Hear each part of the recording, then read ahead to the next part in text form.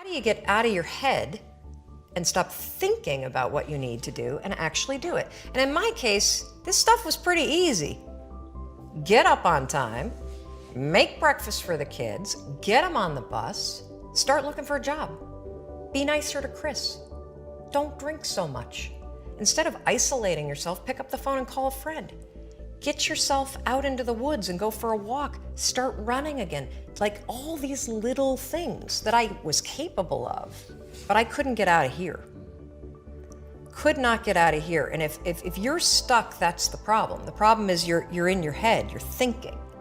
That is the universal problem. And it all starts with this knowledge of what to do, and then you hesitate and you think about whether or not you feel like doing it. So for a couple months, I was really stuck.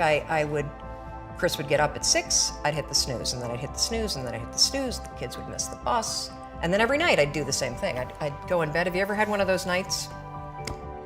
Probably before you started your company, but where you go in bed and you're like, all right, Tom, that's it. Tomorrow, it's the new me. Tomorrow, I'm gonna get up on time. I am gonna go to the gym. I am gonna look for a job. I'm not gonna drink so much. It's gonna be amazing. The new me, the future me. Woo! Let's do this, right? Then you go to bed and you wake up 7 hours later and you're like, I don't feel like the new me. It's the only, that's a stupid, see, motivation's garbage. It's never there when you need it. Ever. And so here's what happened to me, and thank you for wearing the NASA t-shirt. Of course. It's a really stupid story. It's a powerful story. So one night, Chris had gone to bed. I'd been struggling. We still had all the same problems. We still had a lien on the house, still facing bankruptcy, still fighting like crazy. I was still unemployed. They still hadn't figured out like the solution yet for the business. And I was about to turn off the TV, and there on the TV, there was this rocket launching, and I thought, oh my gosh, that is it. I am gonna launch myself out of bed like a rocket ship, like NASA, right here, had launched me out of that bed. And I'm gonna move so fast that I don't think. I'm gonna beat my brain. Now, here's a really interesting point. I talk a lot about your instincts and inner wisdom. And we can get into this a little bit later, but a lot of us talk about the fact that you have a gut feeling. But what all this research that I've done for the book and all the speaking that I do, what I've discovered that's fascinating is actually when you set goals, when you have an intention on something that you want to change about your life, your brain helps you. What it does is it opens up a checklist, and then your brain goes to work trying to remind you of that intention that you set. And it's really important to develop the skill, and I say that word purposefully, the skill of knowing how to hear that inner wisdom and that intention kicking in and leaning into it quickly. So for me, my brain saying, that's it, right there, move as fast as a rocket, Mel. I wanted to change my life. And I think most people that are miserable or that are really like dying to be great and dying to have more, we want to change. We want to live a better life. We want to create more for our families. We want to be happier. The desire is there. Again, it's about how do you go from knowledge to action. So the first thing in this story that's important is realizing that the answer was in me. And my mind was telling me, pay attention. Could have also been the bourbon. I had a couple of Manhattans that night. But anyway, the next morning, the alarm goes off, and I pretended NASA was there. It's the stupidest story. I literally went 5, 4, 3, 2, 1. I counted out loud, and then I stood up. And I'll never forget standing there in my bedroom. It was dark, it was cold, it was winter in Boston. And for the first time in 3 months, I had beaten my habit of hitting the snooze button. I couldn't believe it, and I thought, wait a minute. Counting backwards? That is the dumbest thing I've ever heard in my entire life. Well, the next morning I used it again and it worked. The next morning I used it again and it worked. The next morning I used it again and it worked. And then I started to notice something really interesting. There were moments all day long, just like that 5-second moment in bed, where I knew, knowledge, what I should do. And if I didn't move within 5 seconds, my brain would step in and talk me out of it. Every human being has a 5-second window, might even be shorter for you. You have about a 5-second window in which you can move from idea to action before your brain kicks into full gear and sabotages any change in behavior. Because remember, your brain is wired to stop you from doing things that are uncomfortable or uncertain or scary.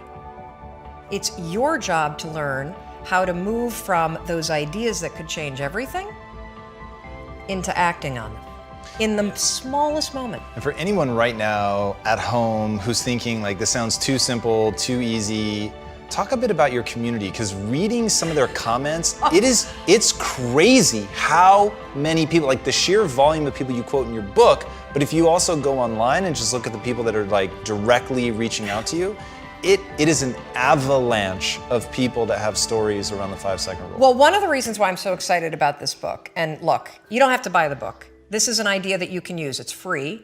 It's backed by science. More than 8 million people around the world have discovered it. And you know, you're talking about the number of people. We've heard from more than 100,000 people in 80 countries that are using this rule.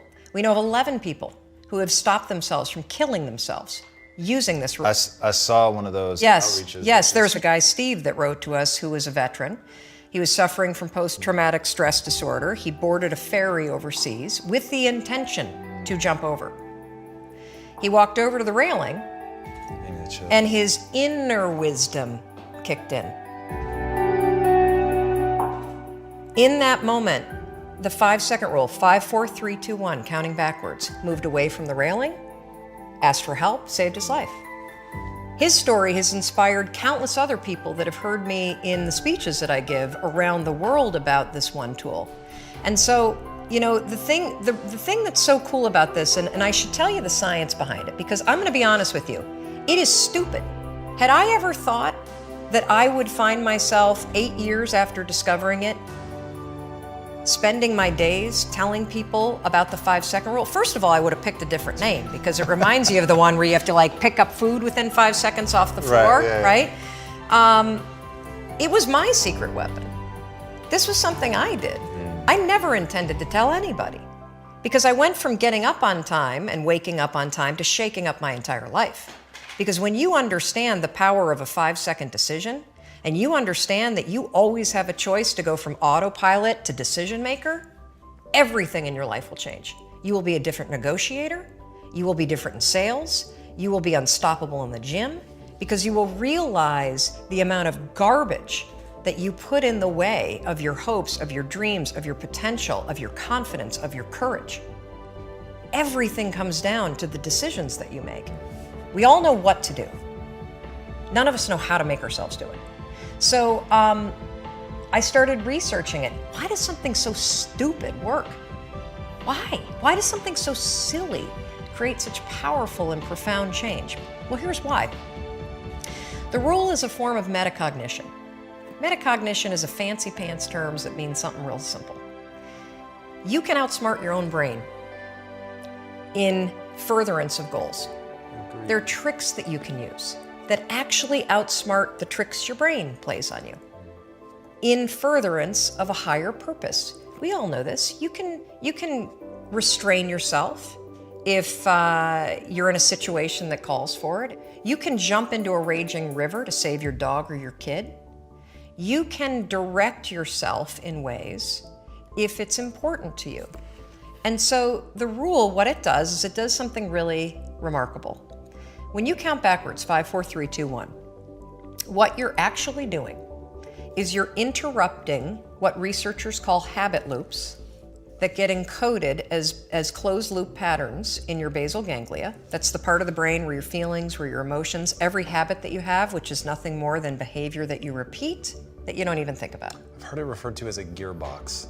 Yeah. To shift your attention from Yes. And so when you go 5, 4, 3, 2, 1, it interrupts what's going on here that's spinning without you thinking, and it moves and awakens your prefrontal cortex.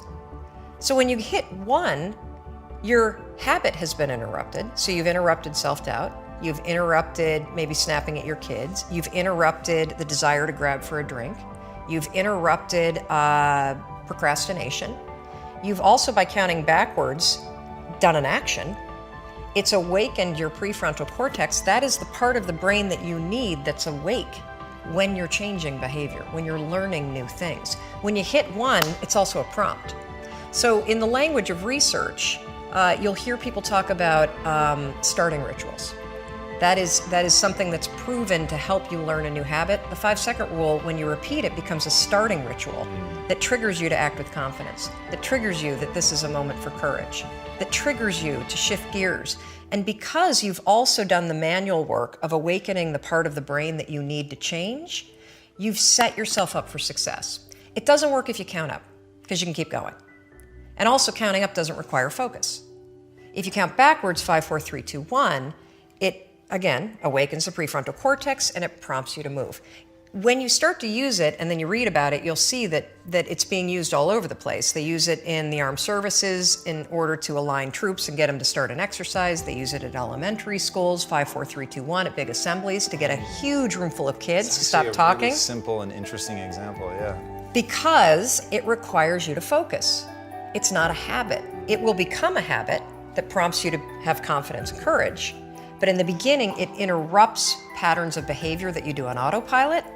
It helps you assert control, and it teaches you how to become the kind of person that moves from thinking about something to actually doing it.